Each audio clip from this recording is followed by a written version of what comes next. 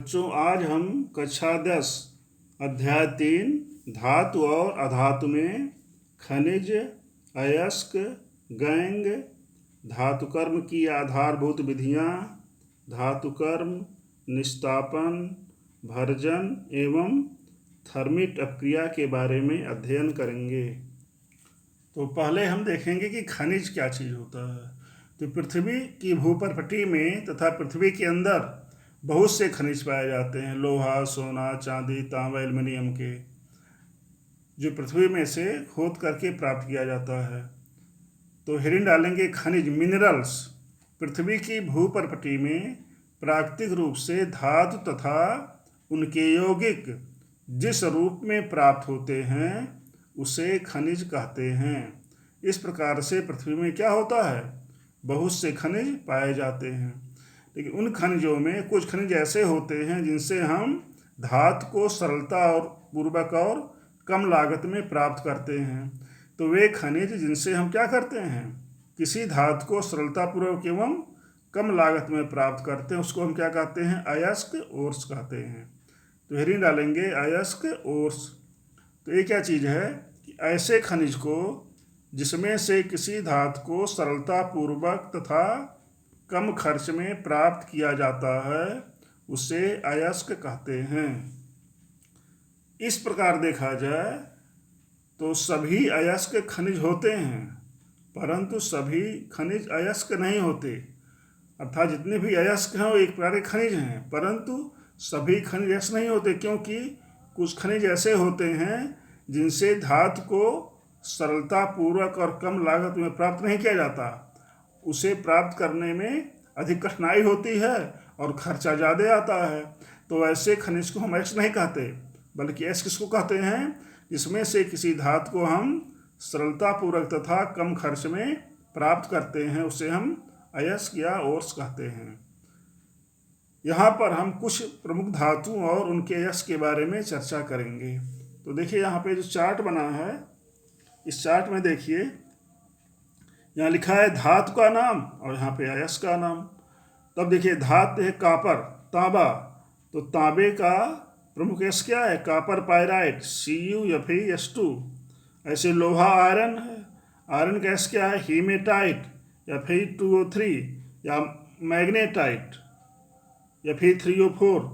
Aluminium, aluminium का अयस्क क्या है, बॉक्साइट Al2O3 × 2s2O। सीसा, लेड का अयस्क क्या है, गैलेना PbS। ऐसे चांदी, सिल्वर का अयस्क क्या है, सिल्वर ग्लास Ag2s। जिंक, जस्ता, जस्ता अयस्क क्या है, जिंक ब्लेंडी Zn-S। आगे हम अयस्क में पाए जाने वाले अशुद्धियों के बारे में चर्चा करेंगे। तो अयस्क में जो अशुद्धियाँ पाई जाती हैं हम क्या कहते हैं, आधात्री, गैंग या मैट्रिक्स कहते हैं। हेडिंग डालेंगे आधात्री, गैंग अथवा मैट्रिक्स। तो खनिज में पाए जाने वाले पत्थर के टुकड़ों, मिट्टी के कण, कंकड़, बालू तथा चूने के पत्थर आदि शुद्धियों को आधात्री या मैट्रिक्स कहते हैं। तो जो खनिज हम प्राप्त करते हैं पृथ्वी में, तो उस खनिज में अथवा अयस्क में क्या होता है, बहुत सारे कंकड़, पत्थर, मिट्टी पाए जाते हैं।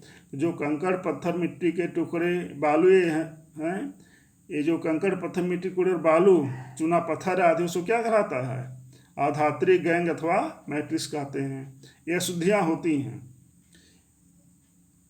अब हेडिंग, इसको क्या करते हैं, हम बाहर निकाल देते हैं। अगला टॉपिक है धातु कर्म की आधारभूत विधियाँ, बेसिक मेटलर्जिकल प्रोसेस। तो इसमें हम हेडिंग डालेंगे धातु कर्म तथा धातु कर्म क्या चीज़ होता है। तो धातु कर्म वो सभी प्रक्रियाएं होती हैं जिससे हम क्या करते हैं, शुद्ध धातु को सरलतापूर्वक और कम लागत में प्राप्त करते हैं। जिसका हेडिंग ऐसे है धातु कर्म मेटलर्जी। अयस्क से भौतिक तथा रासायनिक प्रक्रमों द्वारा शुद्ध धातु प्राप्त करने की क्रिया को धातु कर्म कहते हैं। धातु कर्म क्या चीज़ है, अयस्क से भौतिक तथा रासायनिक प्रक्रमों द्वारा शुद्ध धातु प्राप्त करने की क्रिया को धातु कर्म कहते हैं। धातु कर्म में निम्नलिखित प्रक्रमों का प्रयोग किया जाता है। तो विभिन्न प्रकार जो प्रक्रम है, प्रोसेस हैं, वे कौन कौन से हैं उसका अध्ययन आगे करेंगे। तो धातु कर्म में जिन प्रक्रमों का प्रयोग किया जाता है उसमें पहला है अयस्क का सांद्रण, दूसरा क्या है धातु का निष्कर्षण, तीसरा है धातु का शोधन। तो सबसे पहले है अयस्क का सांद्रण। तो हेडिंग डालेंगे हम अयस्क का सांद्रण, कंसंट्रेशन ऑफ ओर्स। तो अयस्क के सांद्रण का तात्पर्य हुआ कि अयस्क में जो अशुद्धियाँ पाई जाती हैं, अशुद्धियाँ या गैंग, उसको पृथक कर देना क्या कहलाता है, अयस्क का सांद्रण कहलाता है। इसको हम अयस्क का समृद्धकरण भी कहते हैं। एनसीईआरटी के बुक में अयस्क के सांद्रण को अयस्क का समृद्धकरण भी लिखा है। खानों से प्राप्त अयस्क में उपस्थित अशुद्धियाँ, अधात्रियों मीन्स गैंग को अलग करने की क्रिया को अयस्क का सांद्रण कहते हैं। अर्थात जो अयस्क प्राप्त किया गया पृथ्वी से, उसमें से जो अशुद्धियाँ थी उसको हम पृथक कर दें, अलग कर दें, तो इस क्रिया को क्या कहते हैं हम, अयस्क का सांद्रण कहते हैं। अब अधात्री या गैंग ये क्या चीज़ होता है, अभी बच्चे पढ़ भी चुके हैं कि पृथ्वी से प्राप्त खनिज में पत्थर के टुकड़े, मिट्टी के कण, कंकड़, बालू, चूना पत्थर आदि अशुद्धियाँ पाई जाती हैं, जिन्हें गैंग या धात्री या मैट्रिक्स कहते हैं। तो अयस्क से गैंग को हटाने के लिए क्या करते हैं हम, कई विभिन्न तरीकों का प्रयोग करते हैं। तो अयस्क से गैंग को हटाने के लिए कई विभिन्न तकनीकों का प्रयोग किया जाता है। पहला क्या है, गुरुत्वीय पृथक्करण विधि, ग्रेविटी सेपरेशन मेथड। दूसरा है झाग प्लवन विधि, फ्रोथ फ्लोटेशन मेथड। तीसरा है चुंबकीय पृथक्करण विधि, मैग्नेटिक सेपरेशन मेथड। लेकिन ये तीनों विधियां हैं, ये हाई स्कूल कोर्स में नहीं हैं, ऐसे आपकी जानकारी के लिए बता दिए। अगला टॉपिक है धातुओं का निष्कर्षण, एक्सट्रैक्शन ऑफ मेटल। तो जब अयस्क को हम सांद्रित कर लिए तो पहला टॉपिक क्या है, अयस्क का सांद्रण या अयस्क का समृद्धकरण। तो अयस्क के सांद्रण के पश्चात जो धातु हमको प्राप्त हुआ उसका क्या करते हैं हम, निष्कर्षण करते हैं। लिखा है धातुओं का निष्कर्षण। सांद्रित अयस्क मीन्स कंसंट्रेटेड ओर्स से धातु प्राप्त करने की पूर्ण क्रिया को धातु का निष्कर्षण कहते हैं। तो सांद्रित अयस्क से हम कैसे धातु को प्राप्त करते हैं, एक क्या कहलाती है, निष्कर्षण। तो अभी आप इसके पहले बच्चे सब पढ़ चुके थे,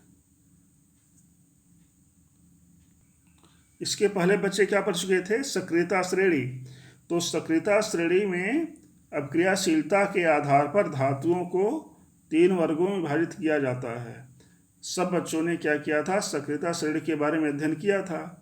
तो सक्रियता श्रेणी को ठीक से पढ़ लेंगे, इसमें आप देखेंगे उसमें धातुओं को 3 वर्गों में बांटा गया है। कुछ धातुएं अधिक क्रियाशील होती हैं, कुछ कम क्रियाशील होती हैं, और कुछ धातुएं बहुत कम क्रियाशील होती हैं। तो सक्रियता श्रेणी में जो इसके पहले टॉपिक में दिया गया था, उसमें से सबसे नीचे जो धातुएं पाई जाती हैं वे बहुत कम क्रियाशील होती हैं। तो 3 प्रकार की क्रियाशीलता के आधार पर क्या धातुओं को 3 वर्गों में बांटा गया है। पहला है निम्न अभिक्रियाशील धातुएं, जैसे सोना, चांदी, तांबा, प्लेटिनम आदि। यहाँ पे सोना चांदी प्रायः प्रकृति में मुक्त अवस्था में पाया जाता है, अर्थात किसी दूसरे तत्व से संयोजित नहीं होता। दूसरा है मध्यम अभिक्रियाशील धातुएं, जैसे जिंक, लोहा, सीसा आदि, ये सब क्या हैं, मध्यम अभिक्रियाशील धातुएं हैं। आगे है उच्च अभिक्रियाशील धातुएं, अर्थात जिनकी क्रियाशीलता क्या होती है, बहुत ज़्यादा होती है, जैसे के से पोटेशियम, Na से सोडियम, Ca से कैल्शियम, Mg से मैग्नीशियम, Al से एल्युमिनियम। ये सब क्या हैं, बहुत अधिक क्रियाशील धातुएं हैं। तो सक्रियता श्रेणी में ऊपर स्थित धातुएं अधिक क्रियाशील, बीच में स्थित धातुएं मध्यम क्रियाशील और नीचे स्थित धातुएं कम या निम्न क्रियाशील होती हैं। तो इसके पहले हम सक्रियता श्रेणी के बारे में अध्ययन कर चुके हैं, उसको एक बार देख लेंगे। अब अगला टॉपिक है सक्रियता श्रेणी में नीचे आने वाली धातुओं का निष्कर्षण। तो सक्रियता श्रेणी में नीचे आने वाली धातुएं क्या होती हैं? काफ़ी कम क्रियाशील होती हैं। जैसे कौन है? सोना, चांदी, प्लेटिनम, मरकरी। मरकरी को हम पारा भी कहते हैं, ध्यान दीजिएगा।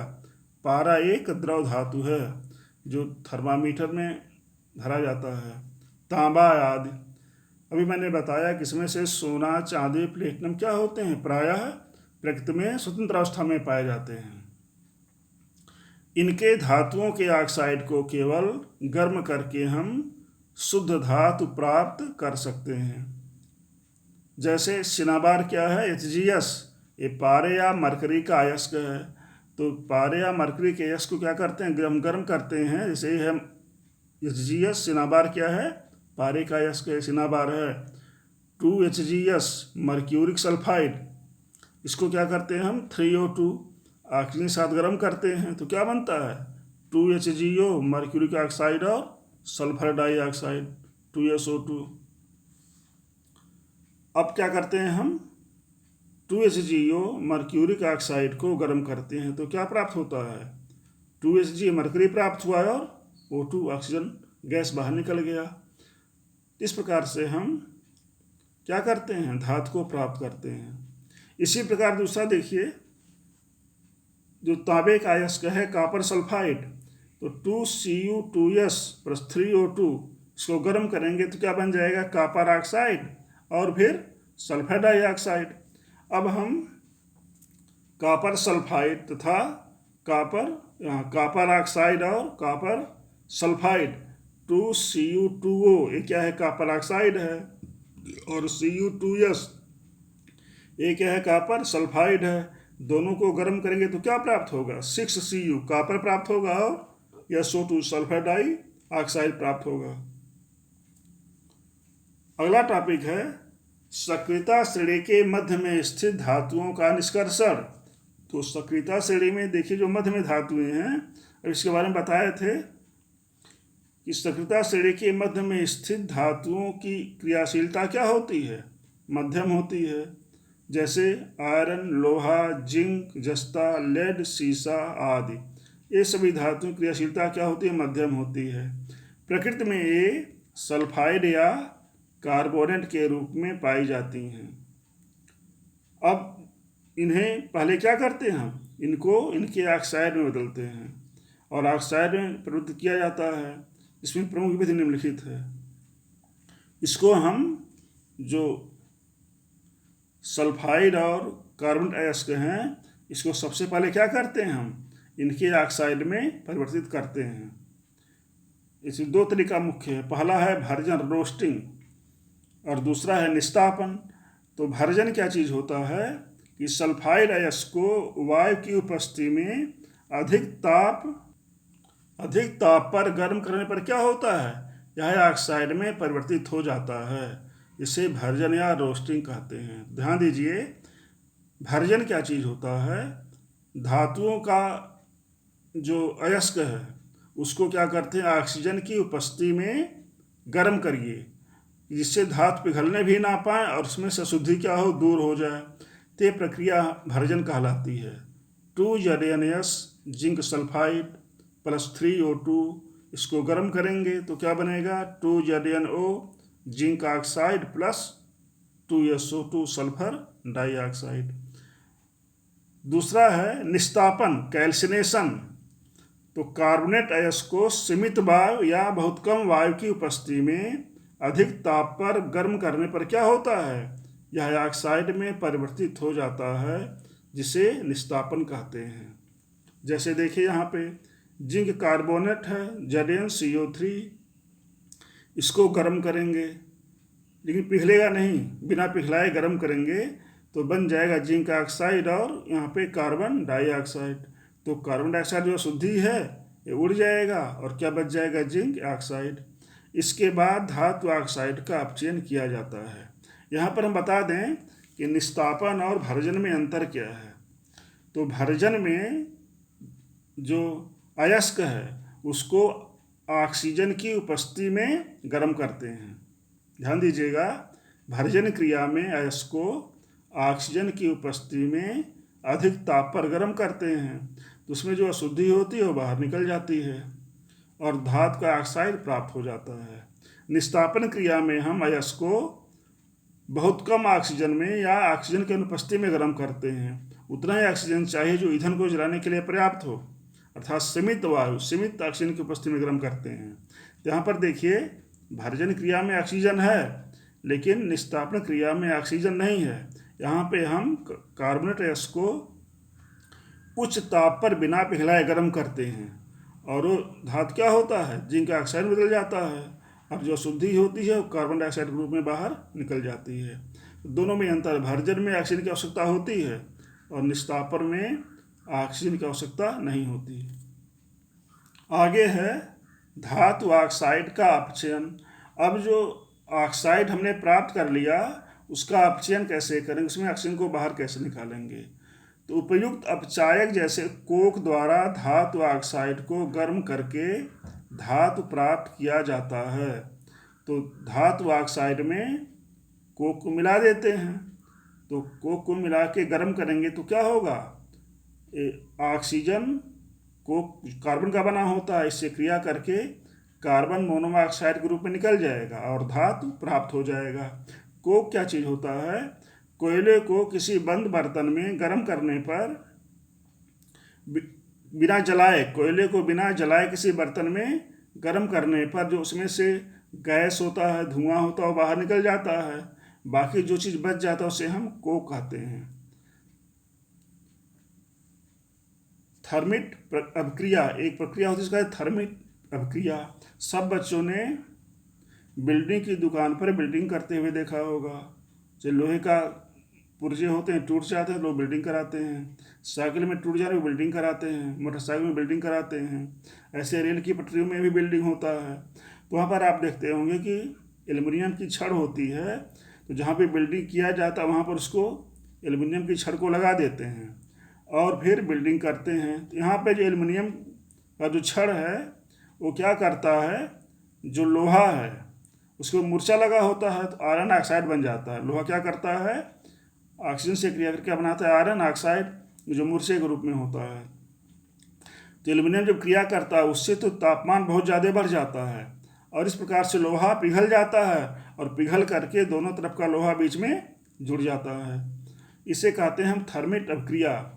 विस्थापन अपक्रियाएँ धातुओं में विस्थापन अपक्रियाएँ अत्यधिक ऊष्माक्षेपी होती हैं और धातु गलित अवस्था में प्राप्त होता है।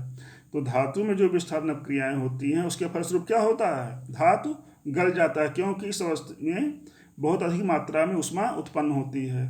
तो थर्मिट अपक्रिया क्या चीज़ है, थर्मिट अपक्रिया वह प्रक्रम है जिसमें आयरन ऑक्साइड या फिर 2O3 के साथ एल्युमिनियम की अपक्रिया का उपयोग रेल की पटरी, मशीनों के पुर्जों को जोड़ने के लिए किया जाता है।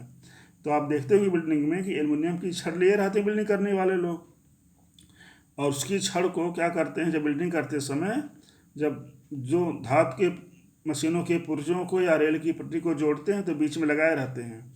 तो जब उसमें इलेक्ट्रिक डिस्चार्ज किया जाता है तो क्या होता है, बहुत अधिक मात्रा में ऊष्मा उत्पन्न होती है। इससे क्या होता है कि लोहा गल जाता है और गल करके आपस में चिपक जाता है। यहाँ देखिए, आयरन ऑक्साइड या फिर 2O3 प्लस 2Al एल्युमिनियम बराबर क्या होगा 2Fe। एक जो लोहा है गलित अवस्था में प्राप्त होता है और गल के आपस में चिपक जाता है। Al2O3 प्लस ऊष्मा आयरन ऑक्साइड एल्युमिनियम से क्रिया करके आयरन में और फिर एल्युमिनियम ऑक्साइड में बदल जाता है और बहुत ज़्यादा ऊष्मा प्राप्त होता है। इस क्रिया में क्या होता है, जो एल्युमिनियम है इसके प्रभाव से आयरन ऑक्साइड जो लोहा है क्या करता है, पिघल जाता है, पिघल के आपस में जुड़ जाता है। अगला टॉपिक है सक्रियता श्रेणी में सबसे ऊपर स्थित धातुओं का निष्कर्षण। अभी बताया गया था जो सक्रियता श्रेणी में जो धातुएं सबसे ऊपर हैं वो बहुत अधिक क्रियाशील होती हैं। सक्रियता श्रेणी में सबसे ऊपर स्थित धातुएं अत्यंत क्रियाशील होती हैं। इन धातुओं को विद्युत अपघटनी अपचयन द्वारा प्राप्त किया जाता है। जैसे देखिए पोटेशियम, सोडियम, कैल्शियम, मैग्नीशियम धातुएं क्या होती हैं, सक्रियता श्रेणी में सबसे ऊपर पाई जाती हैं। कैथोड पर धातुएं प्राप्त होती हैं, कैथोड में ऋणोद पर धातुएं प्राप्त होती हैं, और एनोड माने धनोड प्लस चार्ज पे क्लोरीन मुक्त होती है। अब इसके बारे में आगे अध्ययन करेंगे। अब देखिए NaCl क्या है, नमक है, सोडियम क्लोराइड नमक। इसके जल अपघटन से क्या बनता है, सोडियम आयन और क्लोराइड आयन। अब जब इसको हम क्या करेंगे, विद्युत अपघटन करेंगे, तब क्या होगा, कैथोड या ऋणोद पर क्या होगा, सोडियम आयन इलेक्ट्रॉन को ग्रहण करके सोडियम बदल जाएगा, और एनोड या धनोड पर क्या होगा, क्लोराइड आयन इलेक्ट्रॉन का त्याग करके क्लोरीन बदल जाएगा। क्योंकि सोडियम धनायन है, इसलिए कैथोड या ऋणोद पर जाएगा, और क्लोराइड क्या है, ऋणायन है, इसलिए कहाँ पे जाएगा, एनोड या धनोड पर। अर्थात धनायन माने धन आवेश ऋणोद पर, और ये जो क्लोराइड आयन है ऋण आवेश वाला आयन, ये कहाँ जाएगा, एनोड या धनोड पर जाएगा। तो ऋण धन की तरफ और धन क्या होगा, ऋण की तरफ जाता है। अगला टॉपिक है धातु का शोधन। इसके पहले बच्चे 2 टॉपिक पढ़ चुके थे। धातु कर्म में अयस्क का सांद्रण और धातु का निष्कर्षण। तो अगला हेडिंग क्या है, धातु का शोधन, या किताबें क्या लिखा, धातु का परिष्करण, प्यूरिफिकेशन ऑफ मेटल। तो धातु के निष्कर्षण से जो धातु प्राप्त हुआ वो पूरी तरह से शुद्ध नहीं होता, उसमें भी बहुत सी अशुद्धियाँ पाई जाती हैं। तो धातु के निष्कर्षण से जो धातु प्राप्त किया जाता है, उससे शुद्ध धातु प्राप्त करने की क्रिया को हम धातु का शोधन कहते हैं। धातु के निष्कर्षण से प्राप्त धातु से शुद्ध धातु प्राप्त करने की प्रमुख विधि विद्युत अपघटनी परिष्करण है। और धातु का शोधन क्या चीज़ है कि धातु के निष्कर्षण से प्राप्त धातु से शुद्ध धातु प्राप्त करने की क्रिया को हम धातु का शोधन या धातु का परिष्करण कहते हैं। और इसमें मुख्य विधि क्या है, विद्युत अपघटनी परिष्करण है। इसकी परिभाषा फिर से देख लीजिए कि धातु के निष्कर्षण से प्राप्त धातु से शुद्ध धातु प्राप्त करने की क्रिया को हम धातु का शोधन या धातु का परिष्करण कहते हैं। इसमें प्रमुख विधि क्या है, विद्युत अपघटनी परिष्करण है। इसके बारे में हम विस्तार से चर्चा करेंगे। अब लिखेंगे हम विद्युत अपघटनी परिष्करण, इलेक्ट्रोलाइटिक रिफाइनिंग। तो विद्युत अपघटनी परिष्करण विधि में अशुद्ध धातु का एनोड तथा शुद्ध धातु की पतली शीट को कैथोड बनाया जाता है। अभी आगे देखिए, इस प्रयोग में आप देखिए इस उपकरण में कि यहाँ पर इस पात्र में अम्लीकृत कापर सल्फेट अर्थात कापर सल्फेट में थोड़ा अम्ल मिलाकर के उसका विलयन भर देते हैं, और इसमें से अशुद्ध तांबे का हमने एनोड या धनोड बना लिया, धनोड की छड़, और शुद्ध तांबे का कैथोड या ऋणोद की छड़ लगा दिया। अब इसमें क्या करते हैं, बैटरी लगा देते हैं, और इसकी कुंजी बटन से जब हम इसमें बिजली धारा का प्रवाह करेंगे तो क्या होगा, जो यहाँ पे अशुद्ध तांबे की छड़ है इसमें से तांबा निकलेगा और विलयन में चला जाएगा, और विलयन में से जो शुद्ध तांबा है वो क्या करेगा, शुद्ध तांबे की छड़ पर अर्थात कैथोड पर इकट्ठा होता जाएगा। तो तांबा यहाँ पे शुद्ध तांबा यहाँ जमता जाता है, यहाँ से अशुद्ध तांबा निकलता जाता है। यह शुद्ध छड़ है और क्या है, शुद्ध छड़ है, इसमें से तांबा शुद्ध तांबा निकलता जाएगा और यहाँ कैथोड पर जमता जाएगा। और जो अशुद्धियाँ होती हैं वो कुछ तो अशुद्धियाँ जो जल में विलयनशील हैं, विलयन में, उस विलयन में घुल जाती हैं, और बहुत से अशुद्धियाँ नीचे अपद्रव्य या एनोड पंख के रूप में क्या होती हैं, एनोड के नीचे जम जाती हैं। इसको हम बाद में अलग कर लेते हैं। तो यहाँ ध्यान दीजिए कि एनोड जो अशुद्ध तांबे का बना हुआ, इसमें से तांबा निकल के विलयन में जाता है, और उतना ही तांबा क्या होता है, कैथोड या ऋणोद पर जमा होता जाता है। तो यहाँ पर हम क्या करते हैं, शुद्ध तांबे को प्राप्त कर लेते हैं। कुछ अशुद्धियाँ विलयन में चली जाती हैं, कुछ अशुद्धियाँ क्या होती हैं, अपद्रव्य या एनोड पंख के रूप में नीचे बैठ जाती हैं। ठीक, तो ये क्या है, तांबे का विद्युत अपघटनी परिष्करण है। इस प्रकार से हम चाहे तांबा हो, सोना, और चांदी, ये सब का क्या करते हैं, शुद्ध धातु को हम प्राप्त कर सकते हैं। यहाँ देखिए लिखेंगे हम विद्युत अपघटनी परिष्करण। तो विद्युत अपघटनी परिष्करण विधि में अशुद्ध धातु का एनोड तथा शुद्ध धातु की पतली शीट का कैथोड बनाया जाता है। धातु के लवण के विलयन का उपयोग विद्युत अपघट्ट के रूप में होता है। विद्युत अपघट्ट से जब विद्युत धारा प्रवाहित की जाती है तब क्या होता है, एनोड पर स्थित अशुद्ध धातु विलयन में घुल जाता है तथा इतनी ही मात्रा में शुद्ध धातु विलयन से कैथोड पर निक्षेपित जमा हो जाता है। विलेय शुद्धियाँ विलयन में चली जाती हैं तथा अविलेय शुद्धियाँ एनोड तली पर निक्षेपित हो जाती हैं, जिसे हम क्या कहते हैं, एनोड पंख कहते हैं। ये पूरा उपकरण है, इस उपकरण को बना लेंगे। यह है तांबे का विद्युत अपघटनी परिष्करण। अगला टॉपिक फिर बाद में। Thank you.